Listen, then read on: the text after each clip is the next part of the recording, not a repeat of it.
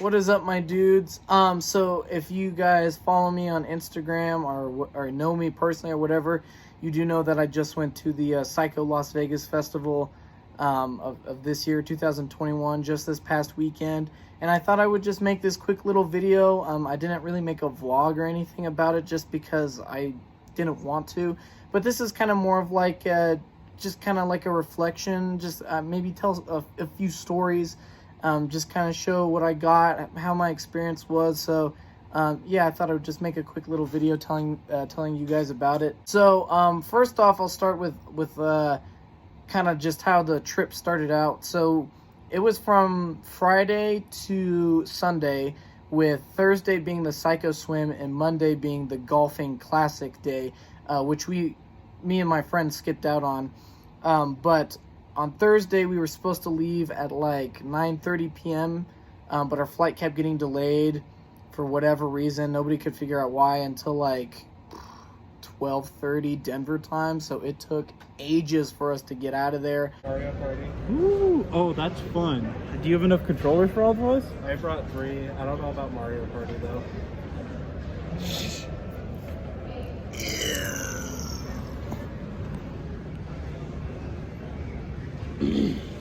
And by the time we finally got to Vegas, me and my brother didn't have any of our luggage. They had to put it down below because they didn't have enough overhead space, and then we couldn't find any of the luggage, and it was just an absolute nightmare. And by the time we finally got to the hotel, it was like 4 a.m. Vegas time, so it was just a fucking trip just trying to do that on Thursday. Friday morning, we woke up, ate some breakfast. We stayed at Mandalay Bay, the hotel where the actual festival was taking place, where all the venues were in. So yeah, that was really easy to just, if we needed, like if we bought shirts, we could just haul it upstairs, or if somebody wanted to take a break, just go upstairs. It's right fucking there. I don't like this trip anymore. I want to go home.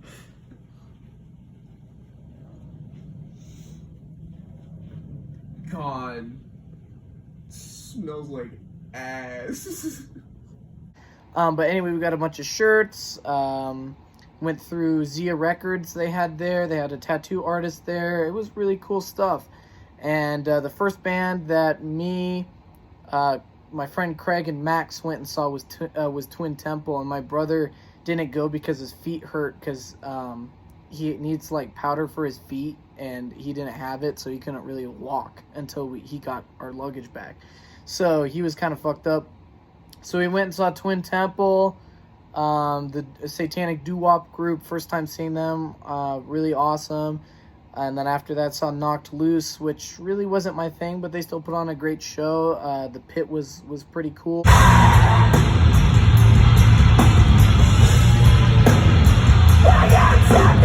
And then I decided to be a fucking idiot and buy a beer, which was like $15. So it was an expensive trip, man. Then after that, all of us came down to watch Goat Horror.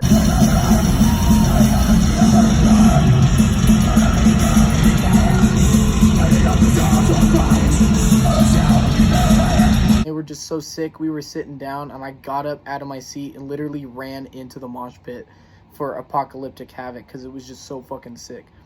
And then after that, we stood up for Obituary on the main stage still. And then The Sword, who I really wanted to see, was outside on the beach, which was just basically a stage right next to the pool. But the only way you could get really close to the stage is if you got into the pool next to the railing. It was really awesome, but I couldn't get in the water because I had toe surgery and my tattoos got recolored. So I just hung out and watched it on the side. And they were pretty cool, but I was really tired, and I only saw those bands on Friday, and I passed out. My friend Max saw Jizza and Mothership, which were the two groups he really wanted to see, so he stayed up and watched those guys, but the rest of us just passed the fuck out. And luckily we got our luggage before we went to bed, delivered to the hotel, so that was great. A Saturday rolled around, we were like ready to go. We knew like what to do. Check merch first thing.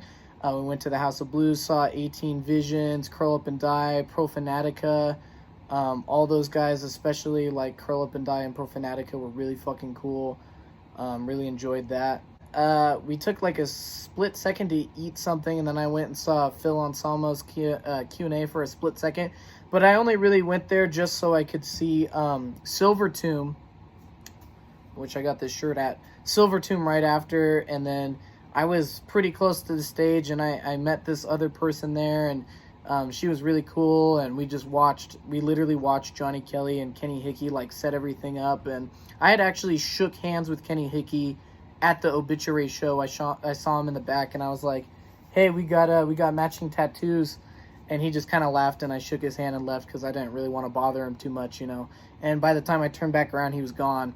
Also, during the obituary show, I ran into Bryce Talks Metal, also on YouTube. So that was really cool to talk to him for a minute. And then, yeah, Silver Tomb was awesome. I was right there. I listened to their album a handful of times, but live, with all the bands live, was exponentially better than it was on record, and Silver Tomb was no exception. They fucking killed it. And then all the bands kind of had sound issues, but they all pushed through it.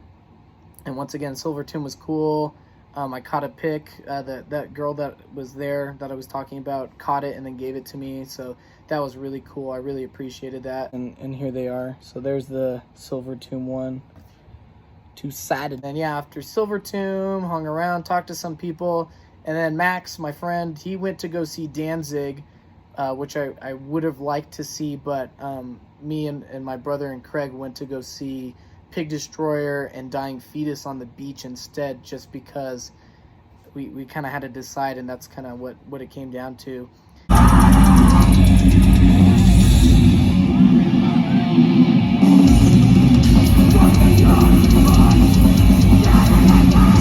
And I was the only one that stayed for Dying Fetus.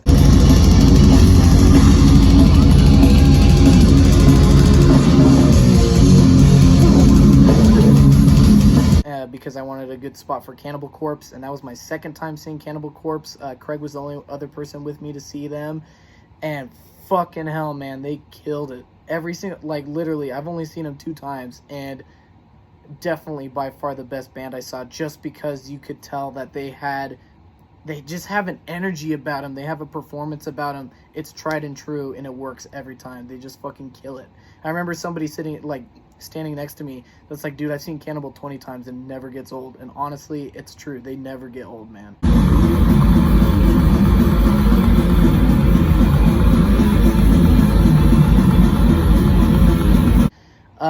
And then after that, Max did see all of Black Sabbath's set, an all-female Black Sabbath cover band. After he saw Danzig, and me and Craig caught the last song, which was Never Say Die. And Craig went straight up to his room because he went into the mosh pit for Cannibal Corpse, which was, once again, on the beach in the water. And people called it the splosh pit, so he was fucking soaked. And he just wanted to go up and take a shower. He was beat for the day. But I stayed and watched like half of Cult of Fire's set. But I was like starting to fall asleep, and so I just had to go back up to my room. But overall, Saturday was probably my favorite day. Lots of awesome bands that day. It was kind of bummer with Pig Destroyer because I don't know what sound guy they had, but the way he turned up the bass was just too fucking much. It was just like the treble was up too much. So every time he picked, it would just go right out of the speaker. Like it was like this close to fucking blowing out the speaker. And it wasn't until like the second to last song that they finally turned it down. And I was like, Jesus fucking finally. Moving on to Sunday. Once again, hit up the merch store, got this bad boy. They had a lot of shirts that weren't available the day the artist performed, but it was available the next day. And I ran into George Fisher, who was piss drunk, but I shook his hand. I was a little starstruck. He was like having a private conversation. I was just kind of standing there, and the person he was talking with was like, "Are you gonna fucking do something?" And I was like, "Oh shit!" Like it just totally hit me that I was like, you know, with a human being. So I just shook his hand and walked away. So George, if you're saying this, I'm totally sorry, man. That was completely disrespectful to get into your personal life. Like, that was not my intention. I was just so fucking blown away that you're right there that I was just like, so yeah, that was total, I went total fucking idiot mode, and I apologize for that. So moving on, yeah, the first band we saw was Midnight, fucking killed it, speed metal, absolutely love Midnight, and the singer passed out some Jack Daniels to the audience. He knew how to work the crowd.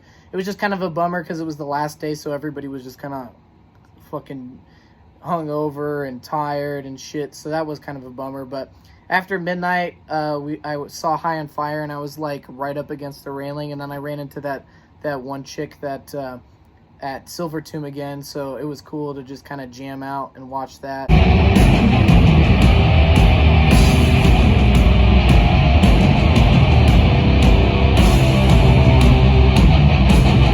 And then after High on Fire was Exodus. All of us saw them.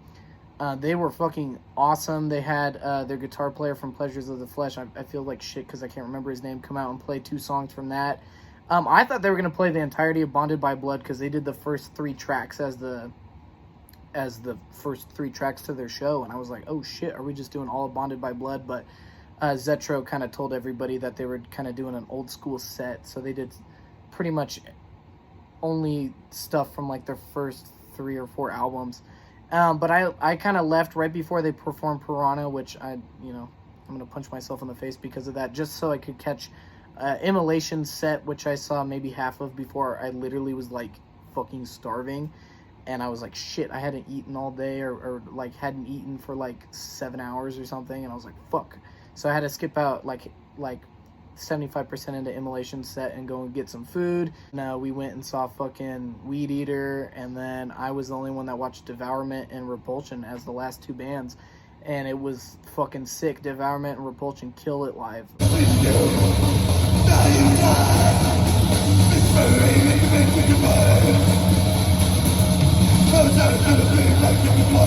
Repulsion. I got 2.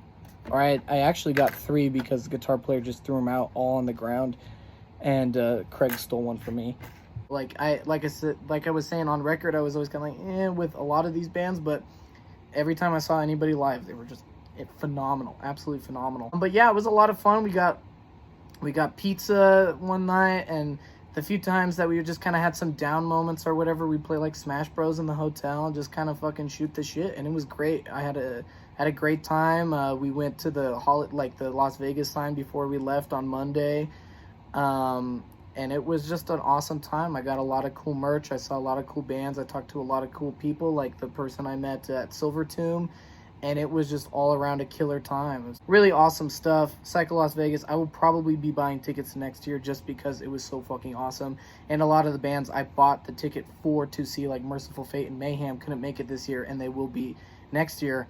So I might try to do that. But overall, amazing lineup. I wish I could have seen more bands. But yeah, I mean, overall, awesome time. If you guys get a chance, go. Anyway, thanks so much for watching this kind of long, kind of random video. I hope you guys enjoyed it. Stay heavy, stay safe, and I'll see you next time. Out of your friends, which are you? Truck freak crazy ass. The fire.